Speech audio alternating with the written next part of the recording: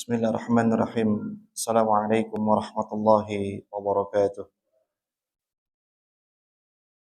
Innal hamdalillah nahmaduhu wa nasta'inuhu wa nastaghfiruh wa na'udzu billahi min shururi anfusina wa min sayyiati a'malina. May yahdihillahu fala mudilla lahu wa may yudlil fala hadiya lahu. Asyhadu an la ilaha illallah wahdahu la syarika lahu wa asyhadu anna Muhammadan abduhu wa rasuluh.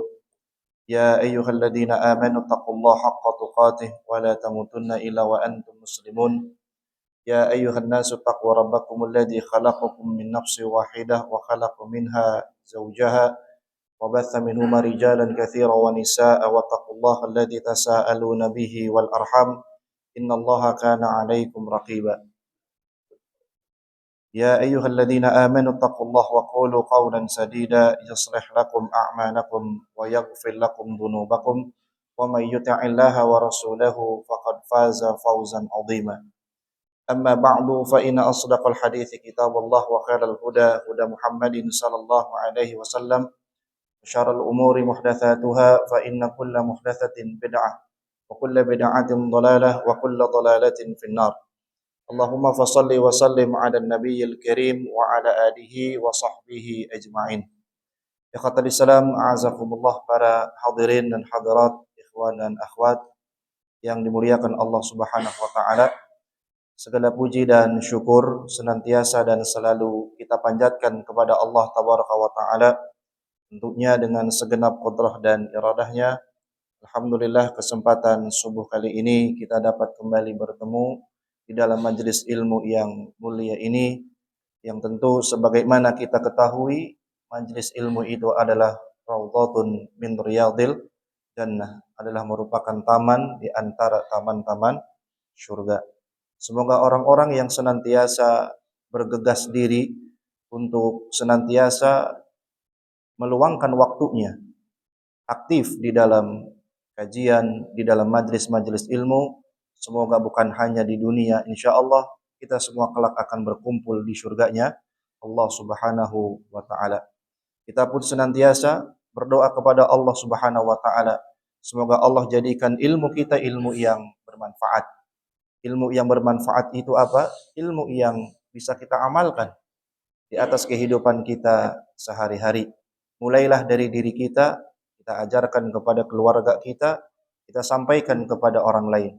Karena sesungguhnya sebagaimana kita ketahui, ad-dinu an-nasihah. Agama itu adalah nasihat. Ya, janganlah kita berhenti untuk menyampaikan pesan-pesan kebaikan. Jangan mau masuk surga sendirian. Sebagaimana iblis laknatullah alaihim ajma'in, mereka pun tidak mau berada di dalam neraka sendirian. Ya, makanya iblis ketika diusir oleh Allah Subhanahu wa taala dari surga, sejak saat itu iblis berjanji minta ditangguhkan oleh Allah Subhanahu wa taala untuk apa? Untuk menyesatkan dan mengajak ya Bani Adam, ya anak Adam, umat manusia kita semua untuk sama-sama menemaninya di neraka. Maka bagi kita yang yakin terhadap dakwah ini, kepada risalah ini, janganlah berhenti kecuali kita sampaikan kepada siapapun, karena sebagaimanapun kita ketahui ya, yang paling baik di antara kita adalah orang-orang yang bisa memberikan manfaat kepada orang lain, apapun bentuk manfaatnya. Ada orang yang diberikan kelebihan oleh Allah dengan ilmunya, jadikan ilmu itu manfaat bukan hanya untuk diri kita, tapi ilmu itu manfaat untuk orang-orang yang ada di sekitar kita. Ada orang yang barangkali tidak diberikan karunia ilmu yang banyak oleh Allah. Dia diberikan harta, maka jadikanlah harta itu manfaat. Bukan hanya bagi dirinya, juga bagi orang-orang yang ada di sekitarnya. Apapun potensi kita, apapun kemampuan kita, jadikan semua itu bermanfaat bagi orang lain, sehingga bernilai ibadah bagi kita di hadapan Allah Subhanahu wa ta'ala.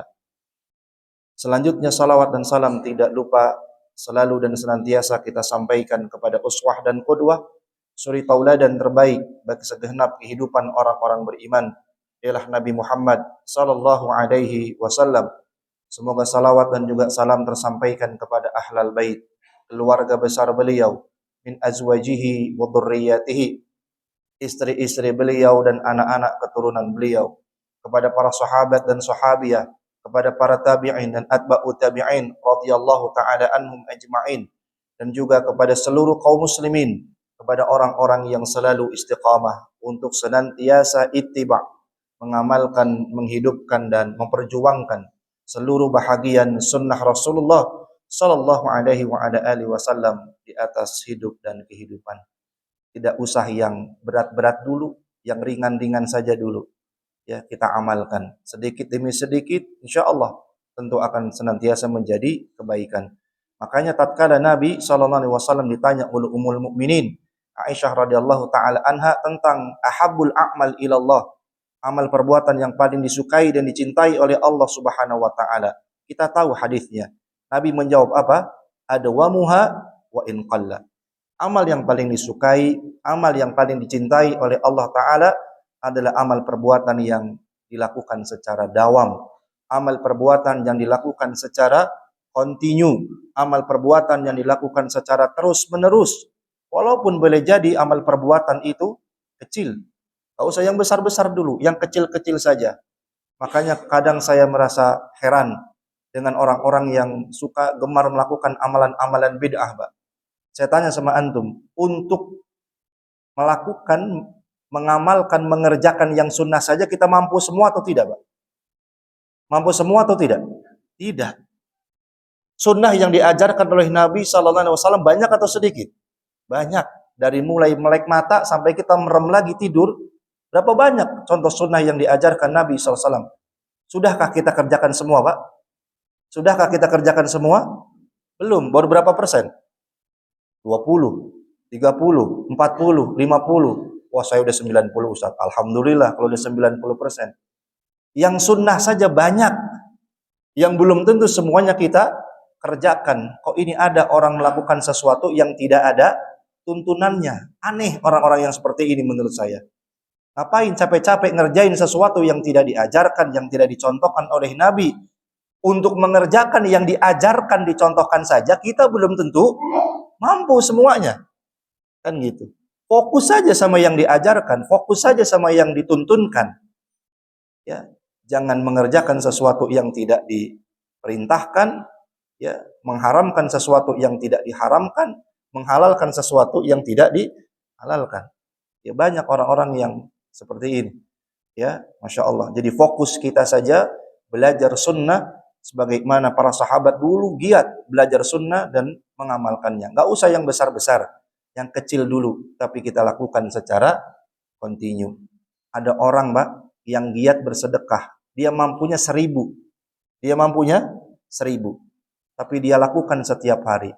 Ada orang yang bisa bersedekah 100.000, Mbak. Tapi segitu sekali dia beri, kemudian dia besok nggak sedekah lagi. Mana yang lebih baik? Mana yang lebih baik? Tentu yang lebih baik adalah 100.000 setiap hari. Betul tidak? Iya. Ya, itu lebih baik lagi. Ya kalau nggak bisa 1.000 sekali setiap hari. Besok sedekah lagi. 1.000 tuh. Tapi continue kita lakukan. Lebih baik dan dicintai oleh Allah Subhanahu Wa Taala daripada sekali ngasih besok udah nggak pernah ngasih lagi. Yang kecil-kecil sajalah. Ya, mudah-mudahan dari yang kecil itu ya bisa menjadi besar di hadapan Allah Subhanahu Wa Taala. Baik.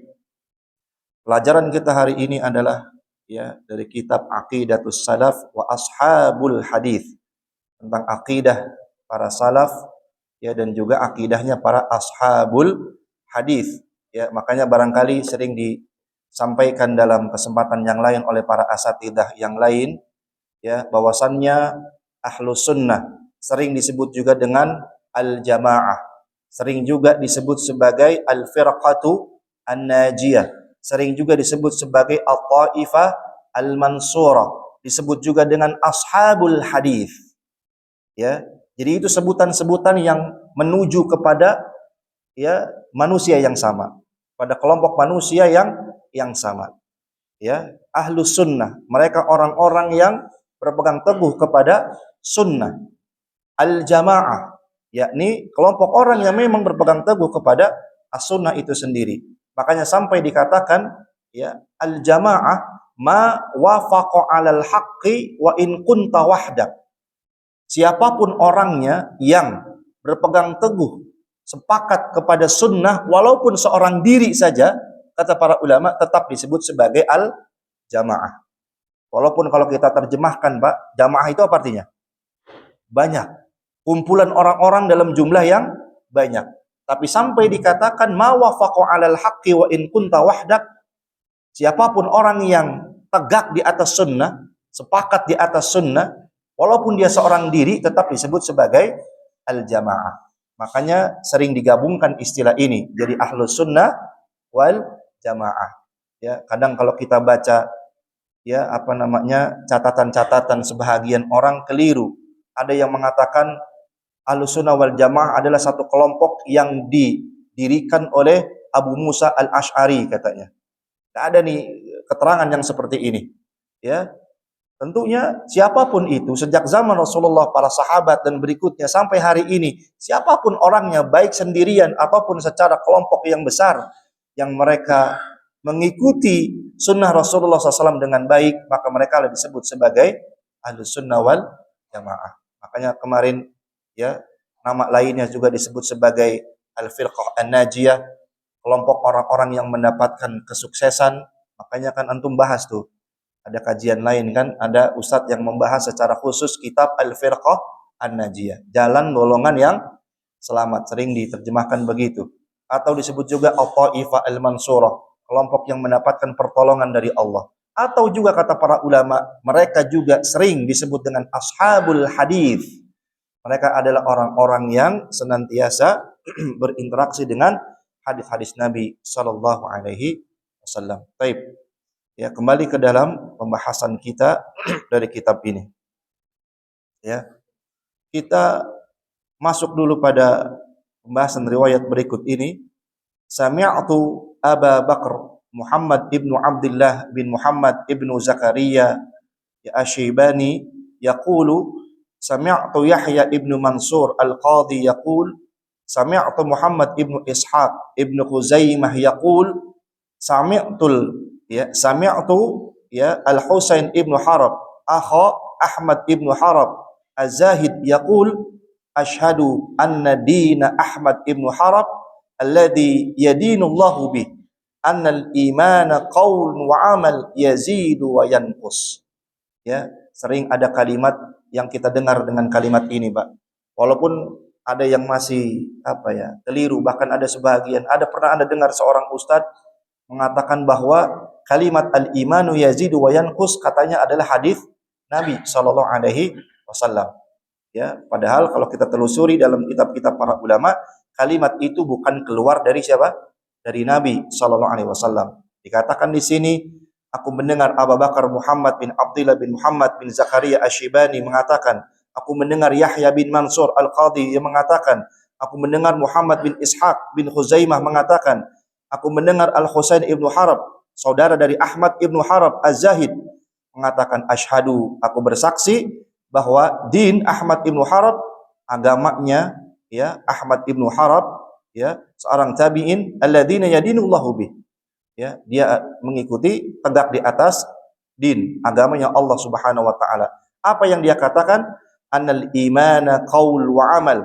Sesungguhnya iman itu baik ucapan atau amal, yazidu wa yanqus. Yang namanya iman itu baik ucapannya, baik berupa ucapan, amal, perbuatan, maka sifatnya apa? Yazidu wa yanqus. Kata para ulama, iman itu begitu, Pak.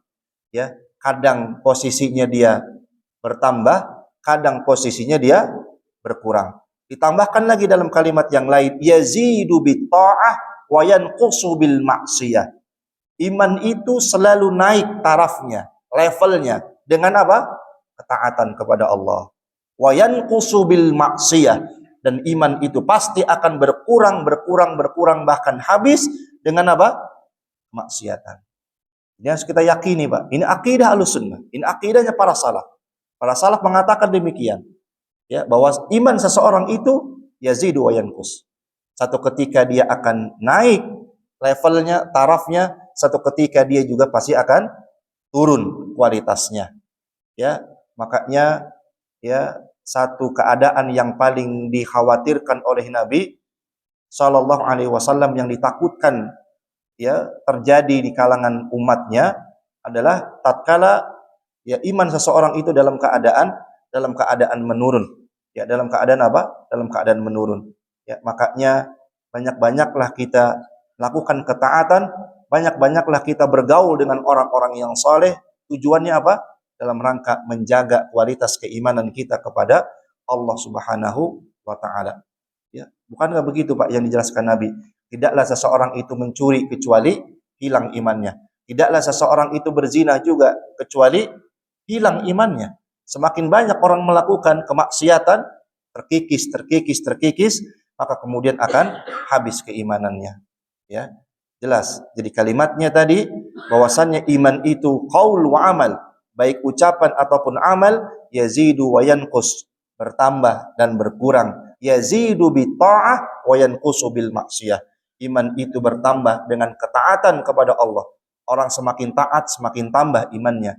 Wa yanqusu bil maksiyah. Siapapun orangnya yang gemar melakukan kemaksiatan, sesungguhnya dia ya sedang mengurangi kadar keimanannya kepada Allah Subhanahu wa taala. Berikutnya, wa ya'taqidu ahlas sunnah annal mu'min wa in adnaba dhunuban katsiratan shaghaira wa kaba'ir fa innahu la yukaffiru biha. Akidah Ahlus Sunnah menyebutkan, meyakini bahwa sesungguhnya seorang mukmin tatkala dia melakukan dosa. Ada enggak di sini yang terbebas dari dosa, Pak? Ada. Angkat tangan yang terbebas dari dosa. Jadi kalau ada orang yang bilang guru saya maksum, percaya atau tidak? Kiai saya maksum, percaya atau tidak? Masya Allah. Ada nggak yang ngaku begitu, Pak? Ada. Di Indonesia ini banyak. Makanya kata Ustadz Amin Jamaluddin, Ketua Pimpinan LPPI, Lembaga Pengkajian Pemurnian Ajaran Islam, ada bukunya beliau, peneliti beliau, ya. Kata beliau, Indonesia ini lahan subur, Pak. Lahan subur aliran sesat. Kata beliau, tidak kurang dalam triwulan, berarti udah, Pak? 3 bulan itu, paling sedikit ada 500 aliran sesat baru muncul di tanah air kita, Pak. Apapun yang dijual di tanah air kita laku. Pasti ada pengikutnya. Pasti ada followernya. Ya, makanya kalau antum baca buku-buku yang ditulis oleh para ahli, para ustadz-ustadz kita, yang meneliti aliran-aliran sesat, Masya Allah. Kita pasti tercengang, Pak. Begitu banyak jenis-jenis aliran-aliran sesat yang muncul setiap hari di tanah air kita. Dari belahan ya Sabang sampai Merauke.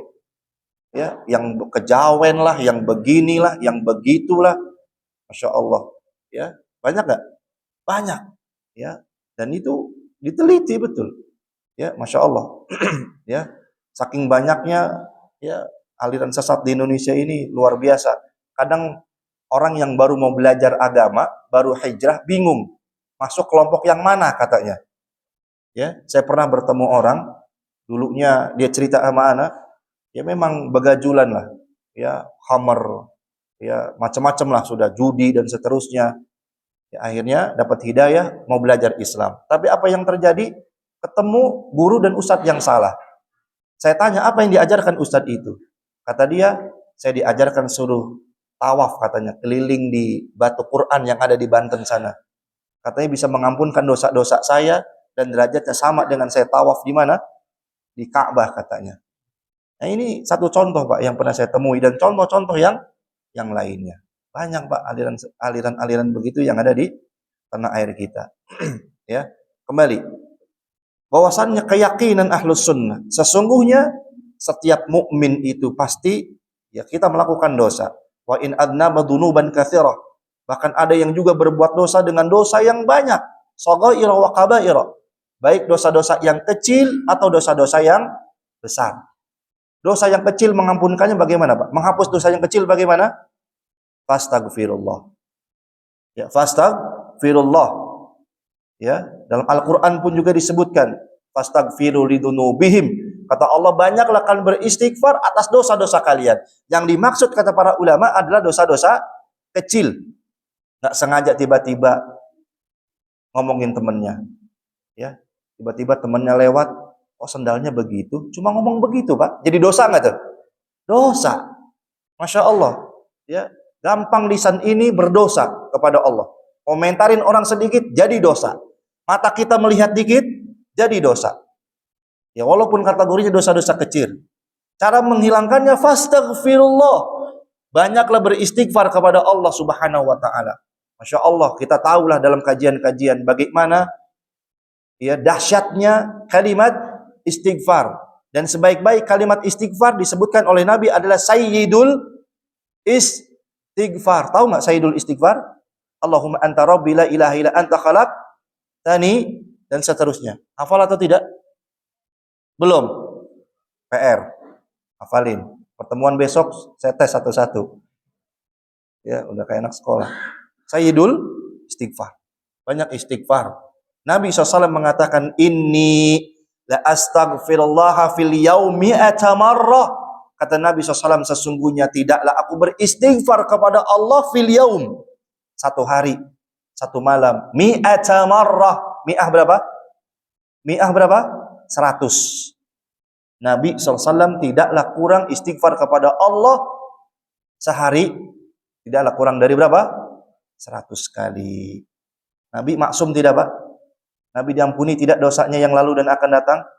Surga Firdaus bukan tempatnya? Tapi Nabi mengajarkan kepada kita, inni la astaghfirullah fil yaumi mi'ata marrah. Kata Nabi, tidaklah aku sehari semalam beristighfar kepada Allah tidak kurang dari berapa? 100 kali. Kita yang surga belum tentu dekat, bisa jauh, Pak. Ya, berapa kali kita beristighfar kepada Allah Subhanahu wa taala sehari semalam? Ada nggak yang bisa bebas dari dosa? Nggak ada, ya. Diajarkan di sini sama para ulama salaf. Itulah karakteristik Nabi kita mulia Muhammad sallallahu alaihi wasallam. Berikutnya, kisah menakjubkan tatkala Fathu Makkah. Tatkala Fathu Makkah. Tahun berapa? Kira-kira tahun 13 Hijriyah. Haji Wada, Fathu Makkah. Ketika Nabi SAW masuk ke dalam kota Makkah, rindu Nabi dengan tanah kelahirannya. Masuk kembali ke dalam kota Makkah. Ya, membebaskan kota Makkah. Nabi SAW mengatakan apa? Man dakhala baita Abi Sufyan faqad amin. Siapa yang mau bersembunyi di dalam rumahnya Abi Sufyan, dia dalam keadaan aman. Gak akan diganggu, gak akan diapa-apain. Gak akan ditumpahkan darahnya, gak ada. Abi Sufyan saat itu belum masuk Islam. Siapa istrinya, Pak? Abu Sufyan istrinya siapa? Hindun. Ya, Hindun. Ya, walaupun kemudian anaknya menjadi khalifah berikutnya Muawiyah bin Abi Sufyan. Ya, panjang tuh kisahnya tuh. Muawiyah bin Abi Sufyan melamar seorang nenek-nenek, Pak. Ibu-ibu lah. Siapa dia? Ummu Darda. Abu Darda, Ummu Darda. Abu Darda wafat. Yang datang melamar Ummu Darda, Muawiyah bin Abi Sufyan. Pemuda gagah. Antum sekarang ya kan, gagah enggak, ganteng enggak, pasti maunya datengin perempuan cantik atau tidak? Iya. Muawiyah bin Abi Sufyan, siapa yang nggak mau gitu? Ya, wanita-wanita cantik saat itu nggak mungkin menolak, kasarnya gitu kan. Tapi yang dia datangi siapa? Ummu Darda, ibu-ibu didatengin mau dilamar sama Muawiyah bin Abi Sufyan. Tapi apa kata kata Ummu Darda, bukannya aku menolak, tapi aku mendengar Nabi SAW pernah mengatakan, innal mar'ata li akhiriha. Sesungguhnya wanita itu bersama suami yang terakhir di dunianya. Aku mau di surga bersama dengan Abu Darda. Kalau antum baca puisinya Khalil Gibran, kalah, Pak, kisahnya sama para sahabat dan sahabiyah. Ini cinta sehidup semati namanya. Cinta dunia sampai akhirat. Makanya kalau suka ada yang nanya, Ustadz, suami saya meninggal, saya mau nikah lagi sama suami yang baru. Tafadhol, silakan. Kalau dia tanya, nanti saya di surga bersama siapa? Kan gitu kan? Suka nanya gitu nggak? Ibu-ibu. Iya kan? Berarti apa jawabannya? Ya, yang rajih, walaupun ada dua pendapat para ulama, ada yang mengatakan boleh pilih dari suaminya, tapi yang rajih pendapatnya adalah sebagaimana sikap Ummu Darda ketika didatangi mau dilamar sama Muawiyah, dia mengatakan, aku mendengar Nabi mengatakan sallallahu alaihi wasallam, innal mar'ata li akhiriha. Sesungguhnya wanita itu bersama suami terakhir yang di dunianya. Aku mau bersama suamiku Abu Darda nanti di mana? Di surga. Ini cinta sejati bukan, Pak? Cinta sejati, Masya Allah. Ya, perempuan sekarang baru ditinggal sebulan sama suaminya udah nikah lagi. Ya kan? Begitu juga yang laki-laki sama aja kan. Ya itulah kisah keindahan kehidupan para sahabat dan sahabiah radhiyallahu taala anhum ajma'in. Ya, baik. Mana tadi? Ya, itu kisah istighfar tadi. Kemudian Nabi setelah mengatakan begitu masuk dekat genggam gempita. Pak, orang dalam puncak karirnya lagi jaya-jayanya, yang dikhawatirkan apa, Pak? Yang dikhawatirkan akan muncul di dalam hati orang yang sedang dalam puncak kejayaannya sifat apa? Sifat kibrun, sombong. Makanya saat itu turunlah firman Allah Subhanahu wa taala. Apa kata Allah? Idza jaa nasrullahi wal fath. Idza jaa nasrullah. Telah datang pertolongan dari Allah. Wal fath. Dibukanya, dibebaskannya kota Makkah. Wa ra'aitan nasa yadkhuluna fi dinillahi afwaja. Bisa disaksikan manusia berbondong-bondong saat itu mendatangi Nabi SAW menyatakan keislamannya afwaja. Nggak ada yang dipaksa, Pak. Datang sendiri. Menghadap siapa? Nabi Muhammad SAW. Apa yang Allah khawatirkan terjadi pada diri hati Nabi Muhammad SAW dan para sahabat? Kibr, sombong. Apa kalimat ayat ini berikutnya? Fasabbih bihamdi rabbika wastaghfir. Muhammad, bertasbihlah kamu kepada Allah, wastaghfir, dan beristighfarlah. Allah suruh Nabi beristighfar, Pak, saat itu. Istighfar itu melembutkan hati, menggugurkan dosa, menghilangkan sifat kibar, sombong. Orang lagi di puncak jaya-jayanya nih, pasti yang dikhawatirkan muncul dalam hatinya apa? Kibar, sombong. Iya atau tidak? Tanya sama orang-orang nih. Wah, ini bisnis saya lagi bagus. Ya, lagi luar biasa, segala macam. Sombong dalam hatinya. Itu yang dikhawatirkan Allah Tabaraka wa Ta'ala masuk ke dalam hatinya Nabi Muhammad SAW. Turun ayat itu. Diingatkan Nabi oleh Allah Subhanahu wa Ta'ala. Fasabbih bihamdi. Semua ini karunia dari Rabbmu, dari Allah. Puja dan pujilah Allah. Wastaghfir. Muhammad, istighfar. Beristighfarlah. Ya. Sabbih bihamdi rabbika wastaghfir. Innahu kana tawwaba. Sesungguhnya mereka adalah orang-orang yang bertaubat kepada Allah Subhanahu wa Ta'ala. Insyaallah. Ya, indah tidak, Pak? Indah luar biasa. Nah, itulah istighfar itu sampai sedemikian rupa, Pak. Subhanallah. Kita baru bisa ini sedikit aja udah nenggak kepalanya. Ya, apa yang mau disombongkan dari kita ini apa sih, Pak? Ya, dasarnya aja dari tanah. Jangan punya sifat langit, kan orang bilang gitu. Ke tanah, baliknya ke tanah. Udah. Mau seterkenal apapun kita, udah masuk tanah, udah masuk kuburan. Berapa lama sih kita dikenang? Sehari, 2 hari sama keluarga kita, habis itu lupa, udah nggak dibicarakan lagi. Yang tertinggal apa?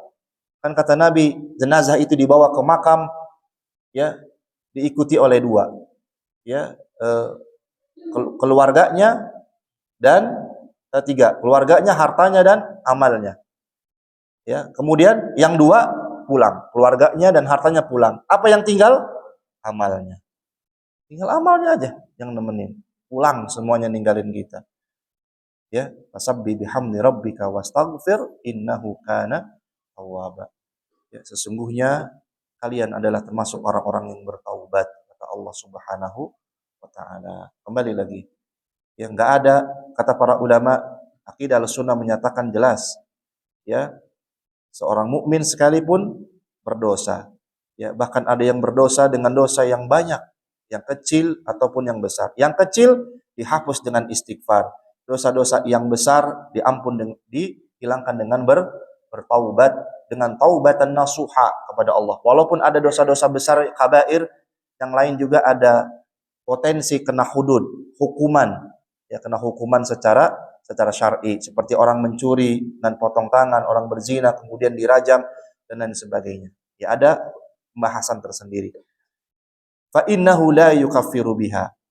Seorang mukmin walaupun dia melakukan dosa yang banyak sekalipun, yang kecil, yang besar, Ahlus Sunnah, keyakinan akidah kita mengatakan sesungguhnya itu tidak menyebabkan dia menjadi kufur. Ya, karena ada keyakinan seperti keyakinan Jabariyah, Qadariyah, kalau ada orang yang melakukan dosa-dosa besar, dia dianggap apa? Kufur. Keluar langsung dari apa? Dari Islam. Ya. Bahkan dikatakan terhadap orang-orang yang meninggalkan sholat pun, ya, meninggalkan apa? Sholat dengan sengaja. Para ulama saja berbeda pendapat. Ada yang pertama, kelompok pertama mengatakan orang muslim yang meninggalkan sholat dengan sengaja kufur, kafir, keluar dari Islam. Ada para ulama pertama berpendapat seperti itu. Berdasarkan dalil sabda Nabi SAW, inna baina rajuli wa baina syirki wal kufri tarkus sholat. Sesungguhnya jarak antara seseorang kesyirikan dengan kekufuran adalah dengan meninggalkan sholat. Jelas kalimatnya. Kata Nabi, orang yang meninggalkan sholat, kalau enggak orang musyrik, berarti orang kafir. Sehingga ada para ulama mengatakan, orang yang melakukan dosa besar seperti meninggalkan sholat, kafir. Walaupun yang lebih rajih mengatakan, ya tidak menyebabkan seseorang itu keluar dari Islam. Tidak menyebabkan seseorang itu menjadi apa? Menjadi kafir. Ya, Masya Allah. Ya, aneh kalau ada orang Islam tapi tidak sholat, sengaja meninggalkan sholat. Ya, gampang Ustaz, kan bisa dikodok. Ya, dibilang apa? Bisa dikodok. Ya, gara-gara ngaji sama ustadznya. Ustadznya bilang boleh dikodok. Ya, kadang saya bingung Pak. Waktu kodok sholat tuh kapan gitu? Gimana caranya kodok sholat? Lalu apa maksud dari firman Allah, inna sholata kanat alal mu'minina kitaban mauquta. Sesungguhnya sholat bagi orang-orang beriman itu sudah ditetapkan waktunya, kapan subuh, duhur dan seterusnya. Kalau tiba-tiba sholat itu bisa apa? Diqadha. Apa yang akan terjadi? Seseorang akan semena-mena, seenak-enaknya terhadap sholat. Nanti aja sholatnya. Boleh tidak sholat, kan bisa diqadha. Ini serampangan ini, ada ustadz-ustadz yang kadang suka menjelaskan sholat itu bisa apa? Diqadha. Kapan para sahabat pernah mengqadha sholat, Pak? Ada begitu? Tidak ada. Kalaupun boleh diqadha sama Nabi, sholat itu adalah orang yang memang tertidur, kemudian lewat bangun. Kata Nabi, sholat idza dzakaraka. Bangun, sholat ketika kamu ingat. Ada orang kelelahan misalkan, menjelang duhur, dia tidur. Melek-melek apa? Asar. Ya, ini bukan kategori orang yang sengaja meninggalkan sholat. Boleh diqadha pada saat itu. Sholat duhur yang memang tadi terlewat. Beda. Ini ada orang yang sengaja meninggalkan sholat berpuluh-puluh tahun, Pak. Sekarang saya mau taubat, Ustaz. Terus gimana qadha sholatnya? Saya tanya, berapa banyak harus rakaat yang dia tunaikan untuk mengqadha sholatnya? Ya kan? Dari mana ini? Ya, dari mana ilmu yang seperti ini itu ulama mana yang menjelaskan? Ulama salaf mana yang menjelaskan? Ada. Ya. Naam. Baik. Jadi keyakinan wa ya'taqidu ahlus sunnah tadi, keyakinan ahlus sunnah, kita semua setiap mukmin itu pasti punya dosa. Ya, yang kecil, yang besar, tapi tidak menyebabkan dengan dosa itu seseorang menjadi kufur, keluar dari Islam. Wa in kharaja 'anid dunya ghairu ta'ib minha wa mata 'ala tauhid wal ikhlas fa in amarahu ila Allah azza wa jalla in syaa'a afan anhu wa adkhalahul jannah yaumal qiyamah saliman ghaniyan ghairu mubtala bin nar. Dikatakan di sini, walaupun seorang itu keluar dari dunia ini, ya, bahkan dia belum bertaubat dari dosa itu, tapi dia mati dalam keadaan bertauhid dan ikhlas atas seluruh perintah dari Allah Subhanahu wa taala, insya'afan anhu, atas kehendak Allah Subhanahu wa taala boleh jadi orang itu diampunkan. Wa adkhalahul jannah yaumal qiyamah saliman ghaniman, dan Allah memasukkan dia ke dalam mana? Surga, ya, pada hari kiamat dalam keadaan saliman ghaniyan, ya, dengan selamat, ya, di hadapan Allah Subhanahu wa taala. Jadi intinya apa, Pak? Ya, surga yang akan ditetapkan oleh Allah kepada seorang mukmin tidaklah lain kecuali itu semuanya berdasarkan rahmat dari Allah Subhanahu wa taala. Ya, di sini disebutkan ada satu kisah hadis yang sahih, perjalanan seseorang ya, yang sudah membunuh ya tis'ata wa tis'un, 99. Sudah tahu ya kisahnya ya, membunuh 99 orang. Dia mau bertaubat. Dikatakan bertemulah dengan seorang rahib. Ya, ditanya apakah saya bisa bertaubat, apakah dosa saya bisa diampunkan karena membunuh 99? Ternyata jawab rahib itu apa, Pak? Tidak bisa, dosamu sudah terlalu berat. Apa yang terjadi? Udahlah, dilengkapin aja dah ini.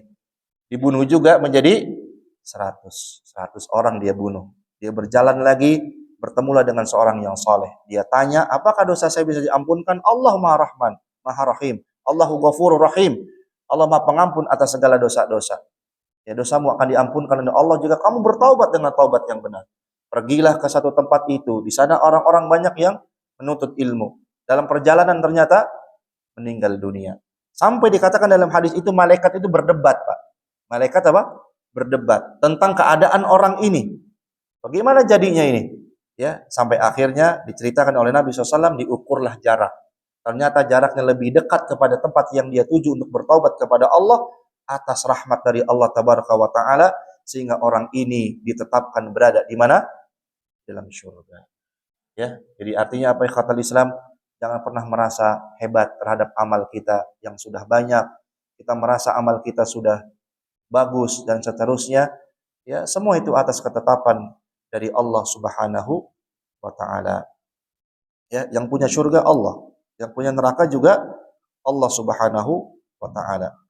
Berikutnya, wa kana Syekhuna Sahal ibn Muhammad rahimahullahu taala yaqul, ya, berkata Syekh kami Sahal ibn Muhammad rahimahullahu taala, al-mu'min al-mudnib wa in adaba bin nar fa innahu la yulqa fiha ilqa al-kuffar. Subhanallah. Sesungguhnya seorang mukmin, ya, yang melakukan dosa, wa in adaba bin nar fa innahu la yulqa fiha ilqa al-kuffar. Seorang mukmin yang berdosa, kalaupun dia diazab oleh Allah di neraka, sesungguhnya dia tidak akan merasakan adab sebagaimana adab yang Allah timpakan kepada orang-orang kafir. Ya, Pak. Ini Maha Rahman Rahimnya Allah bukan? Rahmatnya Allah bukan ini, Pak. Kita semua berdosa. Barangkali kita mampir dulu di neraka. Ya, tapi para ulama mengatakan, sungguh adab neraka yang Allah berikan kepada seorang mukmin yang berdosa tidaklah seberat neraka yang Allah berikan kepada orang kafir. Artinya siksanya tidaklah seberat siksa yang Allah timpakan kepada orang kafir. Ya, nerakanya boleh sama, Pak, tapi rasa perihnya, rasa sakitnya, menderitanya tidaklah sedahsyat penderitaan yang Allah timpakan adab itu kepada orang-orang kafir.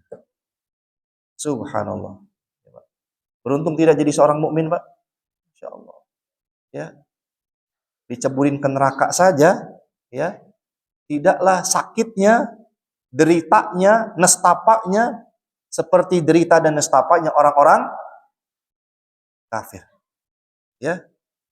Wala yabqa fiha baqaul ya kufar. Tidaklah kekalnya seorang mukmin di neraka seperti kekalnya orang-orang kafir. Makanya tipe penghuni neraka itu, ya, pertama ada dua. Ya, ada dua kata para ulama. Yang pertama, mukhallidina fiha abada. Yang pertama adalah penghuni neraka yang mukhallidina fiha abada, yang mereka kekal selama-lamanya di dalamnya. Siapa? Orang-orang kafir. Yang kedua, ghairul mukhallidina fiha. Ada kelompok yang kedua, penghuni neraka yang tidak kekal di dalamnya. Siapa mereka? Ahli tauhid. Orang-orang yang mati, ya, masih membawa tauhid. Walau kana mithqala darrah. Walaupun tauhidnya, akidahnya cuma apa? Sebesar biji darrah, kata Nabi SAW. Angkat dia dari neraka, masukkan ke dalam surga. Nggak akan kekal seorang mukmin di neraka. Siksa yang Allah timpakan kepada orang mukmin pun tidak sehebat, tidak sedahsyat, tidak seperih yang Allah timpakan siksa itu kepada orang-orang kafir. Padahal nerakanya sama nggak, Pak? Sama-sama neraka kan? Kita tahu neraka saja yang paling ringan, kata Nabi SAW, kerikilnya yang paling kecil diinjek ujung kaki, otak kita mendidih, Pak. Kan begitu. Makanya suka ada orang yang main-main dengan neraka itu, naudzubillah. Ya seolah-olah dia bisa gitu, merasa tenang gitu kan ketika masuk ke dalam apa? Neraka. Tapi inilah ya kata para ulama kemuliaan orang-orang mukmin. Ya, al-mu'min al-mudlim wa in adaba binar fa innahu la yulqa fi ilqa'al kufar. Kalaulah seorang mukmin yang berdosa diadab oleh Allah di neraka, sungguh dia tidak akan merasakan perihnya tadi sebagaimana siksa perihnya yang aku timpakan kepada orang-orang kufar, dan wala yabqa fiha biqa'al kufar. Mereka enggak akan kekal orang mukmin di dalamnya sebagaimana kekalnya orang-orang kufar. Wala yashqa fiha syaqa'al kufar. Tidaklah sakit yang dirasakan oleh orang-orang mukmin sebagaimana sakit yang Allah timpakan kepada orang-orang kafir. Ya, kita menggambarkan neraka aja ngeri ya, Pak. Pasti sakit, sangat amat sakit. Tapi sakitnya tidaklah ya lebih sakit, lebih dahsyat daripada sakit yang akan Allah Subhanahu wa taala timpakan kepada orang-orang kafir. Masya Allah. Ya. Baik. Wa makna dzalik, dan begitu pun makna dari perkataan ini juga annal kuffar yashabu ala wajhi ilan nar. Sesungguhnya orang kufar, orang kafir dibenamkan oleh Allah Subhanahu wa taala sampai wajahnya ilan nar, di dalam neraka. Ya, Masya Allah. Sampai dibenamkan seluruhnya ya kemana? Sampai ke dalam neraka. Seluruhnya, Pak. Sekujur tubuhnya ya dimasukkan oleh Allah Subhanahu wa taala ke dalam ya neraka. Wal mu'min al mudnib idza btala bin nar fa innahu yadkhulun nar kama yadkhulul mujrim fid dunya asidu ala rajulin min ghairi ilqa'i wa tankis. Kata para ulama, kalaulah seorang mukmin yang berdosa diceburkan oleh Allah Subhanahu wa taala masuk ke dalam neraka, Masya Allah, tidaklah melebihi dari apa namanya? Betis betis kakinya. Batas itu saja diceburkan oleh Allah Subhanahu wa taala ke dalam neraka. Kalau orang kafir kayak apa, Pak? Kayak teh celup. Semuanya masuk. Diangkat, diceburin lagi. Diangkat, diceburin lagi. Seorang mukmin enggak lebih dari betis kakinya yang dimasukkan oleh Allah Subhanahu wa taala ke mana? Ke dalam neraka. Karena jelas kata para ulama, anggota tubuh orang mukmin itu haram berada di dalam neraka, apalagi jibah. Jibah ini apa? Jibah itu jidat. Ya, karena jidat inilah tempat di mana kita selalu sujud kepada Allah Subhanahu wa taala, dan Allah mengharamkan jidat ini dibakar di dalam neraka. Ya, Pak, enggak mungkin nih, ini jidat nih setiap hari kita ya merendahkan diri kita kepada Allah.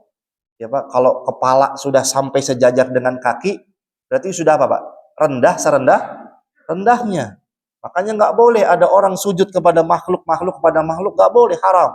Hanya kepada Allah Tabaraka wa taala. Apalagi sampai jidat kepala ini kan posisi tubuh manusia yang paling mulia, iya atau tidak? Ya kan? Ketika kepala ini sudah sampai kepada sejajar dengan kaki, itu menandakan kerendahan diri kita di hadapan Allah Subhanahu wa taala, dan Allah berjanji Allah tidak akan membakar ya a'dha'i sujud ini. Ya, anggota sujud ini, jidat ini enggak akan dibenamkan sama Allah Subhanahu wa taala ke dalam neraka. Enggak akan dibenamkan, enggak akan lebih dari betis kakinya seorang mukmin yang ketika diceburkan Allah ke dalam neraka. Tapi orang kafir sama wajah-wajahnya tadi semuanya masuk semua, Pak, ke dalam neraka. Ya, seperti antum bikin teh celup tadi, celup angkat. Ya, Masya Allah. Ya, begitulah perbedaan ya keadaan ya di akhirat nanti. Naam. Dikatakan di dalam Al-Qur'an ya surah An-Nisa pada ayat ke-56. Innal ladzina kafaru bi ayatina sawfa nuslihim nara kullama nadijat juluduhum baddalnahum juludan ghairaha liyadhuqul adab. Ya, Sesungguhnya mereka orang-orang kafir, ya orang-orang yang ingkar kepada ayat-ayat kami. Niscaya kami akan benamkan mereka di dalam neraka. Apa kata Allah? Kullama naudijat juluduhum. Tatkala hangus. Naudijat, hangus, gosong, ya, juluduhum, kulit-kulit mereka. Karena ada apa, Pak? Diceburin oleh Allah ke dalam neraka. Baddalnahum juludan ghairaha. Seketika Allah ganti kulit mereka dengan kulit yang baru. Liyadukul adab, kata Allah, agar mereka bisa benar-benar merasakan dahsyatnya adab. Hancur, diganti kulit baru. Hancur, dibuat baru lagi sama Allah. Hancur, dibuat baru lagi sama Allah. Begitu abadan abada, selama-lamanya, tidaklah bertepi. Astagfirullahaladzim. Ya, itu keadaan orang-orang kafir. Di mana? Jadi akhirat. Ngeri sekali. Ya, kita nggak bisa membayangkan bagaimana aslinya keadaan seperti itu. Kita membayangkan dari ayat-ayat Quran saja sudah gemeteran, Pak, sekujur tubuh ini. Bagaimana kalau ternyata itu dihadapkan di kedua mata kita. Makanya Nabi SAW pernah mengatakan tatkala kembali dari Isra dan Mi'rajnya, Nabi pernah mengatakan apa? Ya, lau ra'aitum ma ra'aitu la dhahiktum qalilan wa la bakaitum katsiran. Seandainya kalian bisa melihat, pernah melihat dengan apa yang telah aku lihat, dengan apa yang telah aku saksikan. Apa kata Rasulullah? La dhahiktum qalilan wa la bakaitum katsiran. Niscaya kalian akan sedikit tertawa dan banyak menangis. Kalaulah kalian diperlihatkan oleh Allah seperti apa yang sudah pernah aku lihat tatkala Isra dan Mi'raj itu, niscaya kalian akan sedikit tertawa dan banyak menangis kepada Allah Ta'ala. Apa ya Rasulullah yang kau lihat? Ra'aitul jannata wan nar. Aku diperlihatkan oleh Allah surga dan neraka. Ya. Nabi sampai mengatakan kalian pasti akan sedikit ketawa. Pasti kalian akan lebih banyak menangis kepada Allah Subhanahu wa Ta'ala kalaulah kalian diberikan kesempatan sama sepertiku melihat dengan apa yang pernah aku lihat. Ya, bagaimana tidak ngeri, Pak? Tadi Allah katakan kullama naudijat juluduhum baddalnahum juludan ghairaha liyadukul adab. Tatkala kulit itu telah hangus, telah gosong, telah hancur, baddalnahum juludan ghairaha. Seketika Allah ganti dengan kulit yang baru. Untuk apa? Liyadukul adab. Biar kalian benar-benar bisa merasakan adab, kata Allah Subhanahu wa Ta'ala. Subhanallah.